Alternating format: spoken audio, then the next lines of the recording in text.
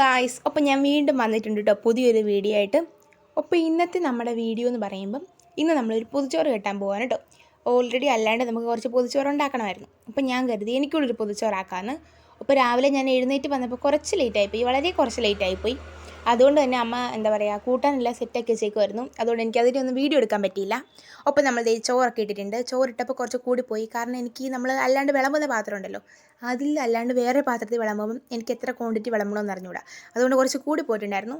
പിന്നെ അതിൻ്റെ കൂടെ നമ്മൾ അച്ചാർ വെച്ചു, തോരൻ വെച്ചു, പിന്നെ നമ്മുടെ മെയിൻ സാധനമായിട്ടുള്ള ചമ്മന്തി വെച്ചു, പിന്നെ ഒരു പപ്പടവും കൂടെ വെച്ചിട്ടുണ്ടായിരുന്നേ. ഒപ്പം നമുക്കിപ്പം നോയമ്പായതുകൊണ്ട് തന്നെ നമുക്ക് നോൺ വെജ് ഒന്നുമില്ല, വെജിറ്റേറിയൻ മാത്രമേ ഉള്ളായിരുന്നു. അപ്പോൾ ഞാൻ ഫസ്റ്റ് ടൈമാണെന്ന് തോന്നുന്നു ഇങ്ങനൊരു പൊതിച്ചോറ് തന്നെ ഫുൾ ഉണ്ടാക്കുന്നത്. അതുകൊണ്ട് തന്നെ ഞാൻ കെട്ടി വന്നപ്പോൾ അത് ഏതോ ഒരു കോലത്തിലായി മാറിയിട്ടുണ്ടായിരുന്നു. ശരിക്കും പറഞ്ഞ് എനിക്കിതെങ്ങനെ കെട്ടേണ്ടതെന്നൊന്നും അറിഞ്ഞുകൂടാ. പിന്നെ എൻ്റെ ഒരു ആഗ്രഹത്തിൻ്റെ പുറത്തും കെട്ടിയതാണ്. ഒപ്പം ഞാൻ 2 പേപ്പർ വെച്ചാണ് കേട്ടോ ഇത് കെട്ടിയിട്ടുണ്ടായിരുന്നത്. ആദ്യം കെട്ടിയ പേപ്പർ വെച്ച് കെട്ടിക്കഴിഞ്ഞപ്പോൾ കണ്ടോ ആ സൈഡിലൊക്കെ വാഴയില കാണുന്നുണ്ടോ.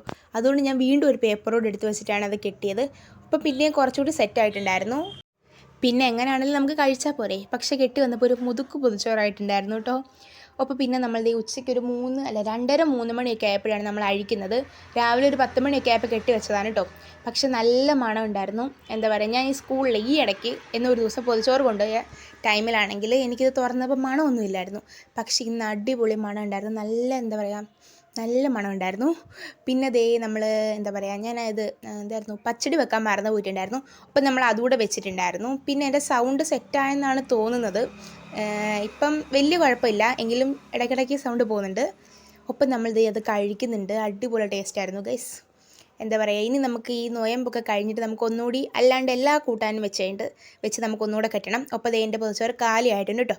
അപ്പോൾ ഇനി ഞാൻ അടുത്ത വീഡിയോയിൽ വരാം കേട്ടോ. ഒപ്പം ടാറ്റാ.